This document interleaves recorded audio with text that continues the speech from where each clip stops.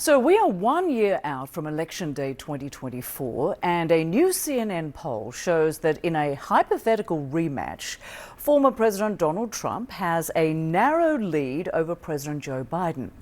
49% of registered voters picked Trump, with 45% going for Biden. Our poll also shows support for Biden is significantly weaker now among several groups that he previously won by wide margins, including people under 35, women, and Black and Latino voters. And I want to bring in our panel of political commentators. Maria Cardona is a Democratic strategist and Alice Stewart is a Republican strategist. Welcome to you both. Thanks, Rosemary. So, Alice, I want to start with you. So, despite this bad polling, these bad polling numbers for President Joe Biden in recent days, Tuesday night delivered big wins for Democrats in Kentucky, Virginia and Ohio. So what is the overall message here for Republicans, and what might this signal for the 2024 presidential election? Well, it's a tremendous win for Democrats in that they are traditionally, obviously, more pro-abortion. And look, what Republicans need to do is realize that as hard as the pro-life community has fought, Rosemary, for overturning Roe v. Wade and putting the choice of abortion in the hands at the state level with elected officials on the state level as opposed to unelected justices, they have to acknowledge the fact that every time abortion has been an issue on the ballot in states, the pro-life community has lost. People have voted to continue to protect their right to have an abortion at the state level. So it's incumbent upon Republicans to recognize we need to change the conversation to more on abortion limits and what is an acceptable level of limiting abortion. Some say 15 weeks, others say more, others say less, but make sure the conversation is about abortion limits and also about what we can do to help the mothers in these situations, the women who are pregnant and need help from whether it is the government or from the private sector. And that's where the conversation needs to go. Look, I think when it comes to Democrats, you look at Virginia, Democrats took over the House and the Senate. And the concern with that, for those who wonder who cares about the state of Virginia and how the House and Senate and House of Delegates and Senate is, traditionally how the Virginia Senate votes in the year before a presidential election, that candidate wins. So that bodes well for President Biden, given that the Virginia Senate is now back in Democratic hands. Right. And Maria, how should Democrats be reading this? Despite these big wins Tuesday, President Biden is in big trouble, isn't it? If recent polls are to be believed, putting him behind Donald Trump on a range of issues, voters can't seem to get past President Biden's age, even though he's only a few years older than Trump. So how do the Democrats plan to deal with this 1 year out from the election?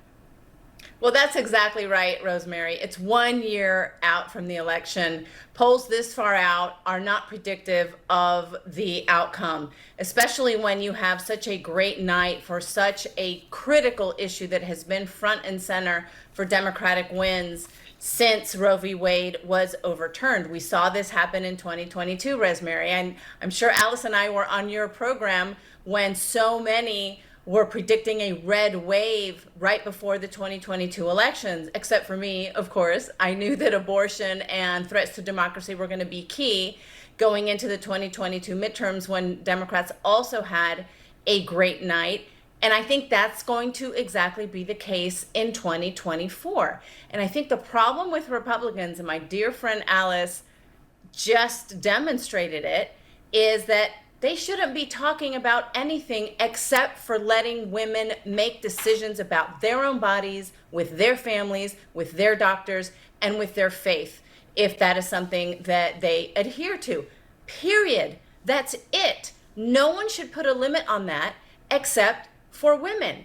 And women are standing up to say no politician, no government official, no elected leader should be in the room with me while I make a decision that is critical about my family, about how and when I should raise a child. That is one of the most personal, intimate freedoms and rights that we have as Americans. And until Republicans understand that, they are going to continue to lose elections. And so going into 2024, there's no question that Biden has work to do with all of his coalition, but that is exactly what the campaign is focused on. They're rolling up their sleeves. They're having a great night tonight celebrating, but then they're going to roll up their sleeves and focus on communicating this message along with threats to democracy and continuing the job of boosting the economy going into 2024. Right, and Alice, let's look at this, because all three wins did have some link to abortion, didn't they? We'll look at that big win, though, for abortion advocates, with Ohio residents voting to enshrine reproductive rights in their state's constitution.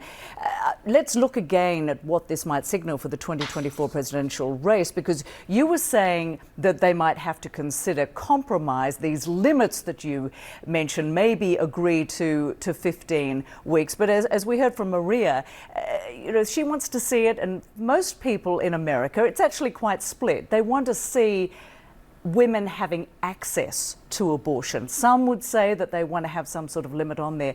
But how does that change the conversation for Republicans? Because you've got some far-right individuals who will not compromise on this. Right, and that's not a viable path to the future with regard to advocating for the pro-life issue. Look, we have to understand there is a place where we can agree. Nikki Haley made a very great answer in response to this in one of the debates, where she talked about, let's find an issue where we're not demonizing the women, we're not punishing the women or punishing the doctors. We're not making this an issue where a woman who is in this situation is the victim, is the bad person here. And let's look at where can we agree, because the alternative, and Maria, I'm sure my dear friend will push back on this, and some Democrats are fine with abortion up until 9 months and the third trimester abortion. That is absolutely something that should not ever happen. And people say that that's not an option, but it is. If you don't put a limit on it, there is no limit. So it's important to make sure that we discuss where can we agree on this issue, but also we also have to have Republicans make the concession, the necessary concession. There has to be exceptions for the case of rape, incest, and life, health of the mother, because we cannot steer from that. There are situations where people, whether it is a victim of rape or incest or life or health of the mother, those decisions need to be taken into account when we're talking about legislating such an important decision. And Maria, Rosemary, I know you want to respond to that, but and please do, but I also want you to focus on how the Democrats are planning to harness these results that prove that reproductive rights are big for voters. Mm-hmm.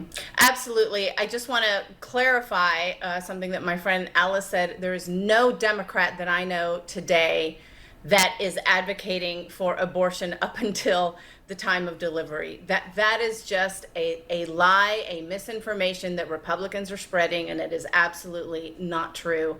And Americans understand that this is a decision that should be in the hands of women and their doctors. And look, the reason why women see any limit, like 15 weeks, as frankly a ban on abortion, is because so many women have different circumstances.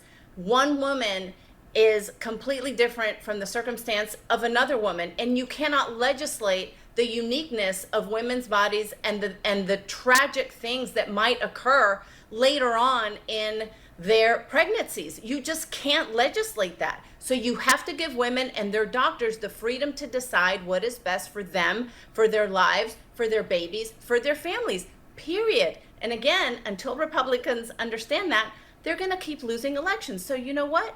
Bring it on. Continue to make this a focus of their elections, and Democrats will continue to win. And that's exactly what Democrats are going to do going into 2024, Rosemary, to your question about how we're going to harness this win, the same way that we have up until now.